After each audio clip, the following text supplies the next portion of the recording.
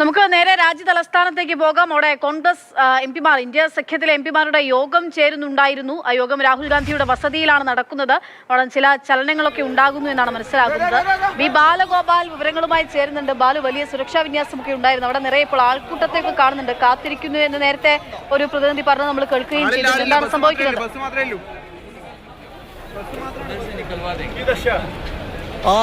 ഈ കോൺഗ്രസ് എംപിമാരുടെ, ഇന്ത്യ സഖ്യത്തിലെ എംപിമാരുടെ യോഗം ഇപ്പോഴും നടക്കുകയാണ്. നമുക്കിപ്പോൾ രാഹുൽ ഗാന്ധിയുടെ വീട്ടിന് മുന്നിലുള്ള ഈ ദൃശ്യങ്ങളാണ് കാണാൻ വേണ്ടി കഴിയുന്നത്. ഈ വീട്ടിന് മുന്നിൽ, വീട്ടിനുള്ളിലുണ്ടായിരുന്ന ബസ്സുകളാണ് ഇപ്പോൾ പുറത്തേക്ക് വന്നിരിക്കുന്നത്. അതായത് ഈ എംപിമാരെയും കൊണ്ട് ഈ ബസ് പുറത്തേക്ക് പോകാൻ വേണ്ടി പോവുകയാണ്. പക്ഷേ നിലവിൽ ഈ എംപിമാർ ആരും തന്നെ ഈ ബസ്സിലില്ല. ഇതിനു മുമ്പ് അതീവ നാടകീയമായ സംഭവങ്ങളാണ് ഇപ്പോൾ രാഹുൽ ഗാന്ധിയുടെ ഔദ്യോഗിക വസതിക്ക് മുന്നിൽ നടക്കുന്നത്.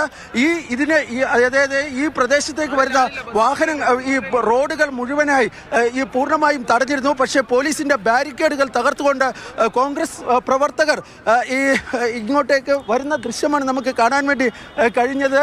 ഇപ്പോൾ ഈ എംപിമാർ മാർച്ച് ചെയ്ത് രാഹുൽ ഗാന്ധിയുടെ വസതിയിൽ നിന്ന് മാർച്ച് ചെയ്തുകൊണ്ട് പുറത്തേക്ക് പോകാൻ വേണ്ടി പോവുകയാണ്. എങ്ങോട്ടേക്കാണ് എന്നതിനെ സംബന്ധിച്ച് കൃത്യമായൊരു വിവരം നമുക്ക് ലഭ്യമായിട്ടില്ല. എംപിമാർ ഇപ്പോഴും അകത്തുണ്ട്. അവരെ കൊണ്ടുപോകുന്നതിനുള്ള ബസ്സാണ് ഇപ്പോൾ പുറത്തിറക്കി നിർത്തിയിരിക്കുന്നത്. പക്ഷേ ആ ബസ് ഈ ഭാഗത്തേക്ക്, അതായത് അമിത്ഷായുടെ വസതി ഉള്ള ഈ ഭാഗത്തേക്ക്, കൃഷ്ണമേനോൻ മാർഗിലേക്ക് പോകാൻ വേണ്ടി കഴിയില്ല എന്നാണ് പോലീസ് അറിയിച്ചിരിക്കുന്നത്. ഇതേ തുടർന്ന് ആ ബസ് അവിടെ പോലീസ് തടഞ്ഞിട്ടുണ്ട്. രാഹുൽ ഗാന്ധിയുടെ വസതിയിലേക്ക് വരുന്ന രണ്ടാമത്തെ ഗേറ്റിലേക്കാണ് നമ്മളിപ്പോൾ പോകുന്നത്. അവിടെ വലിയ ആൾക്കൂട്ടം നമുക്ക് കാണാൻ വേണ്ടി കഴിയും. ആ വഴികളിലൂടെയാണ് ഇപ്പോൾ കോൺഗ്രസിൻ്റെ എംപിമാർ, ഇന്ത്യ സഖ്യത്തിലെ എംപിമാർ പുറത്തേക്ക് വരാൻ വേണ്ടി പോകുന്നത്. തുടർന്ന് അവർ മാർച്ച് ചെയ്ത് ഇവിടെ നിന്ന് പുറത്തേക്ക് പോകുമെന്നാണ് അറിയിച്ചിട്ടുള്ളത്.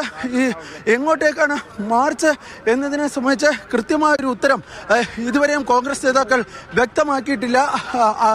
ഈ അതീവ നാടകീയമായ സംഭവങ്ങളാണ് ഇപ്പോൾ ഈ രാഹുൽ ഗാന്ധിയുടെ വസതിക്ക് മുന്നിൽ ഇപ്പോൾ നടന്നുകൊണ്ടിരിക്കുന്നത്. ആ വസതിക്ക്, പ്രധാനമന്ത്രിയുടെ വസതിക്ക് മുൻപിൽ ഈ പ്രതിഷേധം, കോൺഗ്രസ് നേതാക്കളുടെ പ്രതിഷേധം ഉണ്ടായത്, അങ്ങനെ ഒരു നീക്കമാണോ, ആ തലത്തിലേക്കുള്ള ഒരു നീക്കമാണോ ഇപ്പോൾ ഉണ്ടാകുന്നതെന്നാണ് മനസ്സിലാകുന്നത്?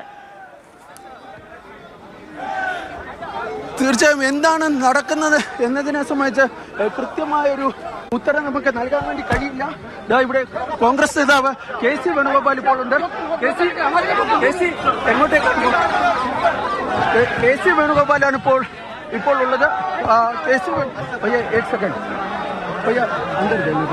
കെ.സി. വേണുഗോപാലാണ് ഇവിടെ ഉള്ളത്.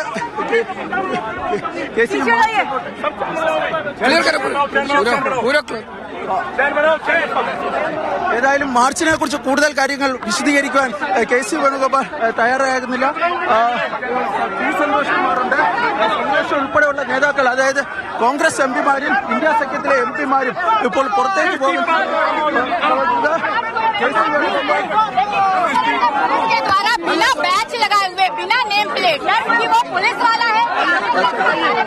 വലിയ തിരക്കാണ് നമുക്ക് ഇവിടെ കാണാൻ കഴിയുന്നത്. കോൺഗ്രസ്